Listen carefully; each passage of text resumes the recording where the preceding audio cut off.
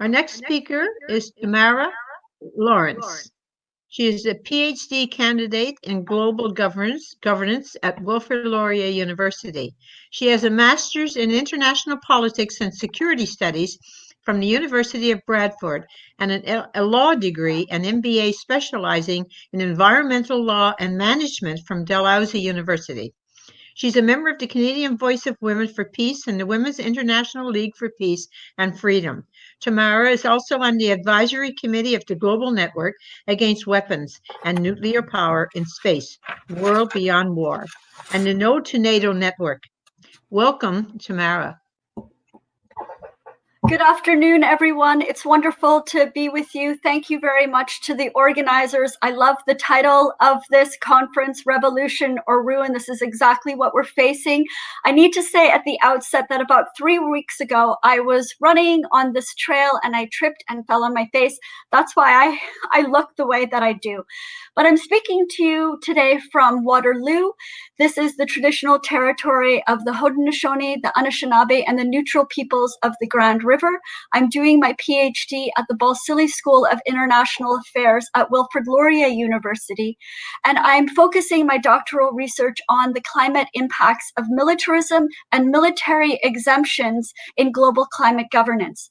Today, I'm going to be talking to you about the problem that we're all facing, the problem of militarism, and I'm going to focus on military spending, our membership in NATO, and I'm going to talk briefly about Canada's so-called feminist foreign policy. And I want to emphasize that it's militarism that made us ill-prepared to deal with this pandemic, and it's militarism that's making us unable to deal with the climate and ecological breakdown and to deal with the poverty crisis around the world. I'm going to share my slides with you, so I'm just going to get them up right now.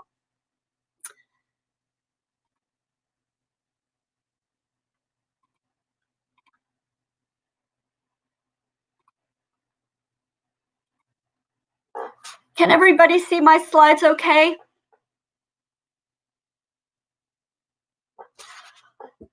Yes, we can see it, or we did. Can you see them now all right? Yes. Okay, perfect. Yes, I can. That's great. So this weekend, the Canadian government is hosting the Halifax International Security Forum. This started under the Conservative government by Peter MacKay in 2009, and it's a conference that brings together conservative, pro-military, pro-NATO defense officials and politicians and policy analysts around the world.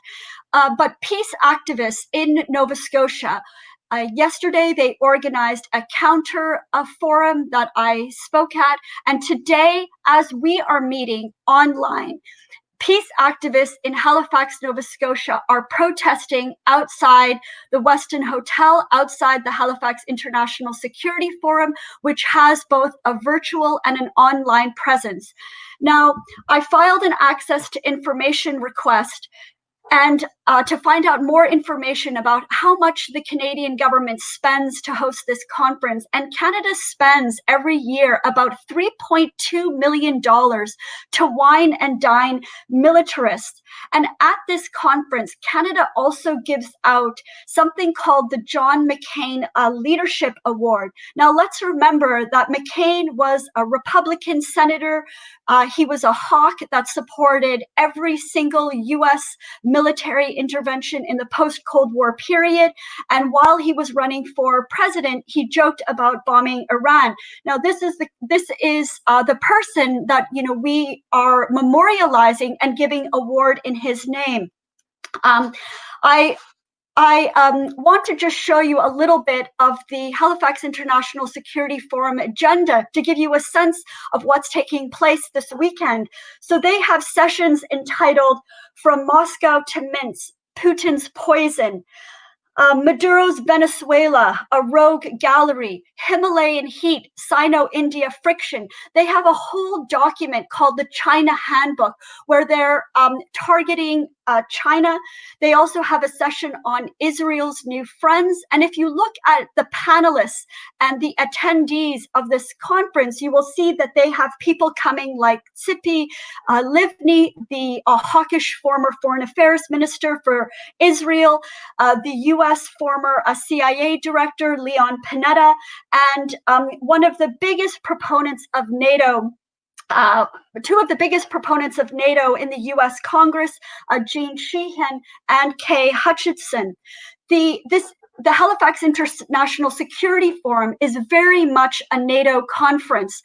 Every year, the NATO Supreme Allied Commander, who is always a U.S. general, attends and speaks at the conference. And on Sunday, NATO Secretary General Jens Stoltenberg will be speaking.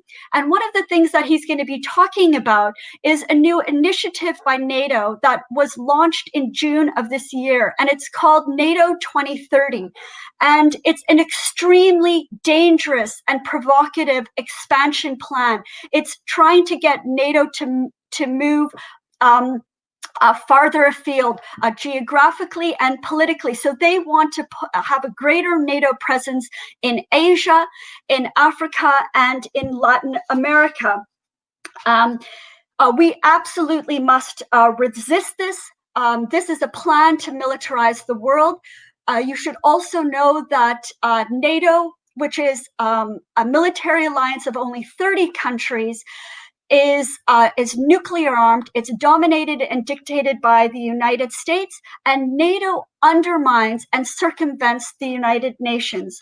Now, I'd like to speak briefly about the Biden presidency and NATO. And we know from Biden's record that he's a big proponent of NATO. Last year, Biden gave two major addresses on foreign policy, one last February at the Munich Security Conference, and in July at a conference at CUNY in New York, a conference in New York, and in both of those major foreign policy addresses, Biden said that NATO was central to U.S. security policy and security posture. He also said in those speeches that there is strong bipartisan support for NATO. He said that there are two things that Democrats and Republicans support. One is the fight against cancer, and two is support for NATO. He also said that it was under the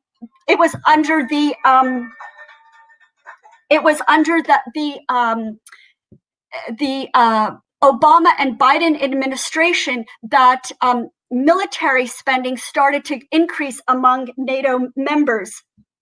And he was lauding the fact that NATO members are increasing the military spending, and that this hadn't started under the Trump administration. You might think that this might be moderated because of Kamala Harris being the vice president. The vice president, but I want you to be aware that in July of this year, Senator Kamala Harris voted no to an amendment that was brought forward by Bernie Sanders and Elizabeth Warren to the Senate. It was an amendment on the National Defense Authorization Act to cut U.S. military spending by 10%, instead to invest in healthcare, education, and housing in the most impoverished communities in the United States. And she voted no. So we can expect under a Biden-Harris administration that there will be strong support for NATO, there will be more NATO interventions, and there will be increase to military spending. Now I'd like to talk to you about Canadian military spending. And I prepared this chart based on the data from the Public Accounts of Canada. And you can compare and contrast federal spending on the Department of National Defense versus the Department of Environment and Climate Change over the past 20 years. So the red line shows you this massive increase to military spending. Last year in Canada, the Canadian government spent $31 billion on the military, but only 1.9 on the Department of Environment and Climate Change. Now, at this level of military spending, we're at 1.3% we're spending 1.3% of GDP on the military. Now, in 2014, all NATO members, including Canada, made a commitment to spend 2% of GDP on the military by 2024. So over the next few years, military spending is going to go even higher. But spending for the environment is so little. Now, at this level of military spending, Canada is ranked 14th highest in the world, according to the Stockholm International Peace Research Institute. You can see the chart in front of you. It shows $22 billion. That's US dollars. If you convert it into Canadian, it's about $31 billion. We're just over Israel for military spending, and you can see the top military spenders, of course, are the United States, but China is far below, in second at only $261 billion, and Russia is spending only $65 billion a year for military spending. But constantly NATO and Canada, claims that China and Russia are the enemies. Now, it's going to get even worse in this country, I'm afraid, because in 2017, the Liberal government announced their defense policy called Strong, Secure, and Engage. We're going to be spending $553 billion on the military over the next 20 years to maintain high-end warfighting. And there was not any dissent from any politician or political party against this defense policy.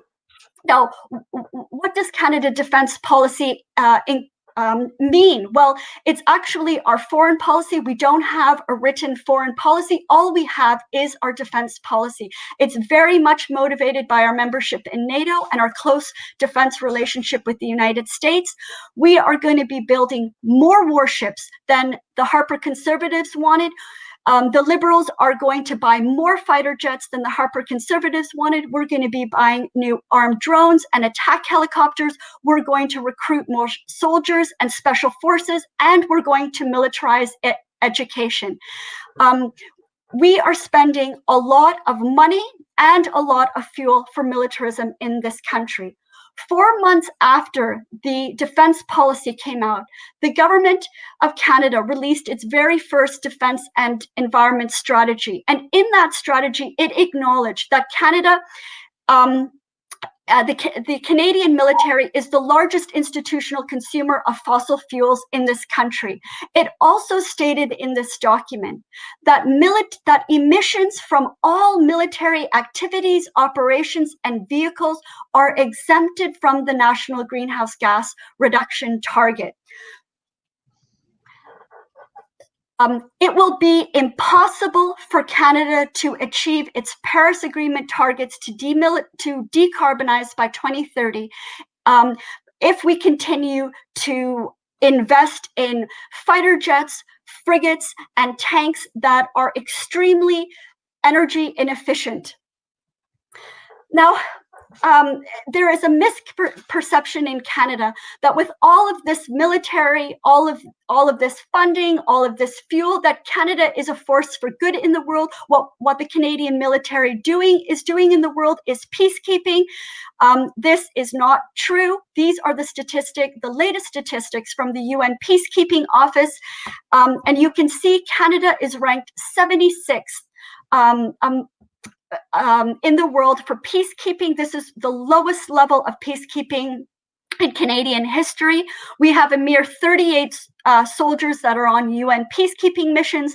And if you look at the arrow at the below, you can see the United States, the most well-funded military on the planet, has 28 soldiers doing UN peacekeeping. What Canada and the United States are doing is war making and war fighting. So right now, Canada is leading a NATO battle group in Latvia. We have fighter jets in Romania. We have warships in the Mediterranean and in the Black Sea, right on Russia's borders. For 5 years, from 2014 to 2019, Canada was bombing Syria and Iraq. Canada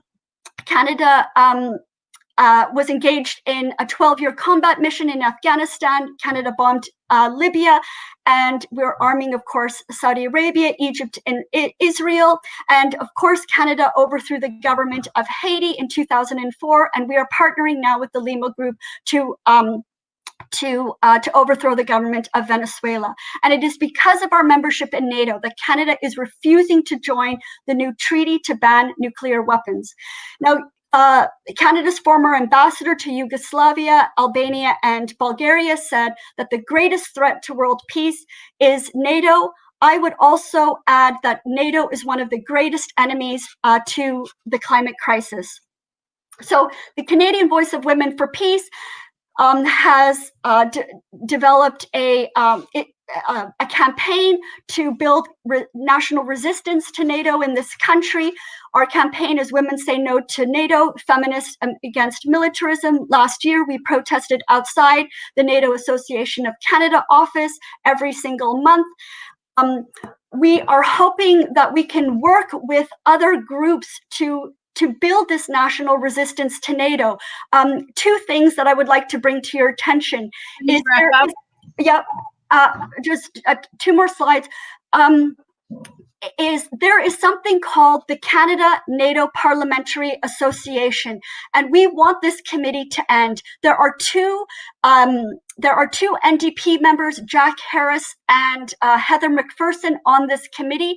We want to peel them away from this committee, and we want the Green Party and the NDP to take a position for Canada out of NATO and for NATO to be dismantled. And so we're hoping that we can work with allies across the country to delegitimize NATO and to change the narrative on NATO. Now, finally, in conclusion, I just want to bring quickly to your attention that last month, Global Affairs Canada released consultations on a new feminist foreign policy. I don't have time to explain why this is Orwellian, but the very least what we can do is make a submission to say how important it is that Canada demilitarize our foreign policy, how we get serious about disarmament, get out of NATO, cut military spending, and get serious about peace and nonviolence. So I'm encourage everybody to make a submission. The deadline is November 30th, and you can find out more information on Amnesty International Canada. And then finally, I would like you to mark your calendars. Depending on what happens with the pandemic, we are having a major national peace conference in June of 2021. It's called Divest, Disarm, and Demilitarize. It's time to protest the huge arms show that takes place in Ottawa. It's the biggest one in North America. It's called CANSEC, and this is us protesting last year. So we hope you will join us next year to shut down CANSEC and work with allies across the country for peace and nonviolence in our foreign policy. Thanks very much.